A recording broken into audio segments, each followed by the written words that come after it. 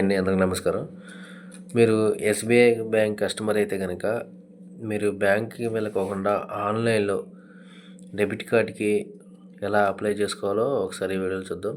చాలా సింపుల్గా మీరు దీంట్లోనే ఏటీఎం కార్డు ద్వారా నెట్ బ్యాంకింగ్ ద్వారా ఏటీఎం కార్డు అప్లై చేసుకోవచ్చు. మీరు బ్యాంక్ కూడా వెళ్ళవసరం లేదు. ఓటీపీ ద్వారా మీరు లాగిన్ అయ్యి మీరు దాంట్లోనే ఏటీఎం కార్డుకి ఎలా అప్లై చేసుకోవాలో నెక్స్ట్ వీడియోలో చూద్దాం. గూగుల్లో వెళ్ళిపోయిన తర్వాత ఫస్ట్ పేజీలోనే పర్సనల్ బ్యాంకింగ్ అని ఉంటుంది. కంటిన్యూ లాగిన్ కొట్టాలి. మీ యూజర్ నేమ్ పాస్వర్డ్ ఇచ్చేసేయండి. ఇక్కడ యూజర్ నేమ్ దగ్గర యూజర్ నేమ్, పాస్వర్డ్ దగ్గర పాస్వర్డ్ ఇచ్చేసేయండి.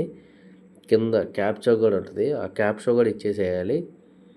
ఆ క్యాప్చా కూడా ఇచ్చేసేయండి.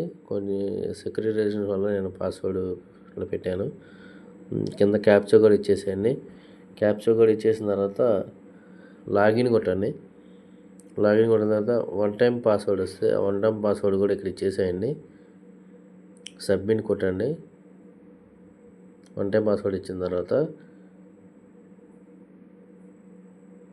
సబ్మిట్ కొట్టండి. సబ్మిట్ కొట్టిన తర్వాత మొత్తం పేజీ ఓపెన్ అయింది. నెక్స్ట్ పేజీకి వెళ్ళిద్ది.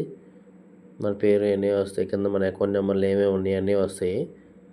కింద పైన 3 డాట్లు ఉంది కదా, దాని మీద సర్వీస్ రిక్వెస్ట్ అని ఉంది. దాంట్లో డెబిట్ కార్డ్ సర్వీస్ దాంట్లోకి వెళ్ళిపోండి. డెబిట్ కార్డ్ సర్వీస్లోకి వెళ్ళిపోండి. ఏటీఎం కమ్ డెబిట్ కార్డు ఉంది కదా, వర్చువల్ కార్డు కూడా వస్తుంది. అప్పుడు వర్చువల్ కార్డు కూడా మీరు పెట్టుకోవచ్చు. నేను ఎగ్జాంపుల్గా చూపిస్తాను, లాస్ట్ వరకు వెళ్తలేదు. ఎందుకంటే నా ఆల్రెడీ అకౌంట్ డెబిట్ కార్డ్స్ ఉన్నాయి. నాకు ఉన్నాయి, 2-3 దాకా ఉన్నాయి. అందుకని నేను మామూలుగా ఊరిని ఎక్స్ప్లెయిన్ చూపించి ఎక్కడ దాకా వెళ్ళాలని చూపిస్తాను. మీ అకౌంట్స్ ఇలా కనిపిస్తున్నాయి. ఏ అకౌంట్కి డెబిట్ కార్డు కావాలి అనే ఆప్షన్ చూపిస్తుంది. మీరు కార్డు మీద కూడా పేరు ఏమైనా కూడా అక్కడ రాసుకోవచ్చు. అది క్లిక్ చేసి దాని మీద మీరు నెక్స్ట్కి సబ్మిట్ చేస్తే ఓటీపీ వస్తుంది. ఆ ఓటీపీ చేసినందుకు మీకు 7 డేస్లో మీకు ఏటీఎం కార్డు వస్తుంది.